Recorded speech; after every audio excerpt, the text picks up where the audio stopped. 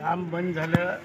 मी जिल्हाधिकाऱ्यामार्फत चौकशी केली होती, परंतु ही चर्चा आहे त्याच्यात वस्तुस्थिती आहे की नाही माहीत नाही. कारण गुत्तेदारांनी कुठल्याही तक्रारी केल्या नव्हत्या की मला कोणी टक्केवारी मिळते म्हणून, आणि तो अचानकपणे निघून गेला आणि म्हणून त्याला नोटीस जिल्हाधिकाऱ्यामार्फत देण्यात आली.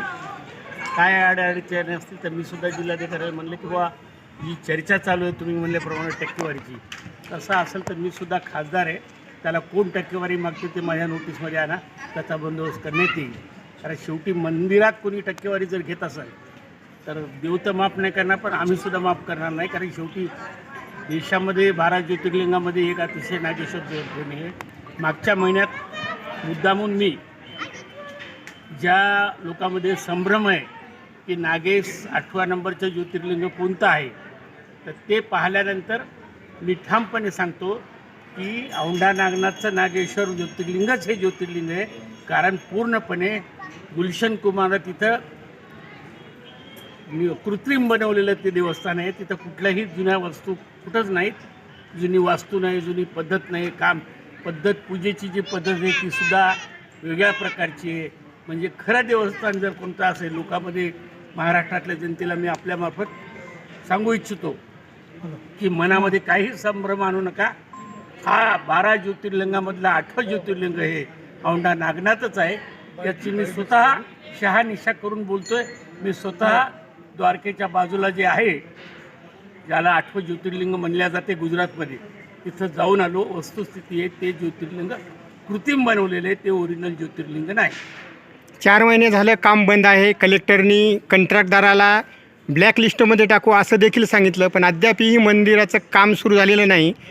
4 महिने उलटून गेले तरी बी, आणि आता पावसाळ्याचा तोंडावर मंदिर गळल, यामध्ये लोकांच्या तीव्र भावना नाराज होतील लोक. याला कोण जबाबदार आहे असं आपल्याला वाटते? ते बघा, आधी काय झालं मला माहीत नाही. मी आता नव्यानं खासदार झालेलं आहे, मलासुद्धा 3-4 महिने झाले. मला ज्यावेळेस कळालं त्यावेळेस मी जिल्हाधिकाऱ्याबरोबर याबद्दल चर्चा केली.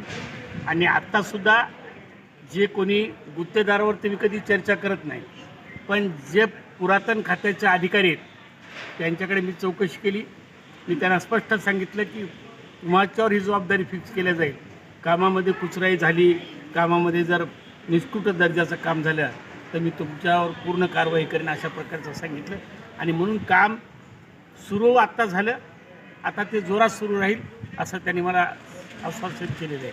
आणि म्हणून पूर्वी काय झालं याबद्दल सगळ्यांनाच माहीत आहे, परंतु यामध्ये आता मुद्दाम मी लक्ष घातलेलं आहे. मी अधिकाऱ्यांना बोललो, अधिकाऱ्यामार्फत त्या गुत्तेदाराच्या काय अडचणी असतील तर जोरात काम सुरू झालं पाहिजे. आणि इथले विश्वस्त अध्यक्ष म्हणून होते, त्यांनीसुद्धा सांगितले की साहेब आता काम सुरू आहे.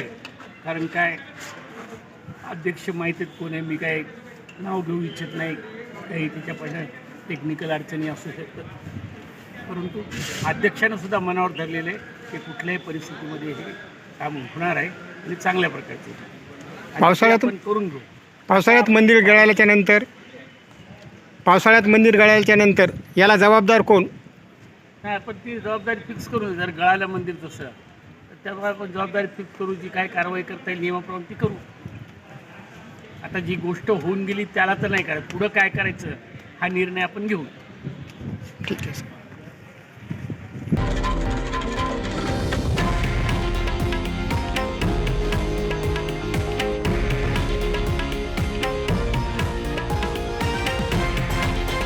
हे आहे देशातील नंबर 1 न्यूज नेटवर्क आणि आपण पाहत आहात TV9 मराठी, एकमेव.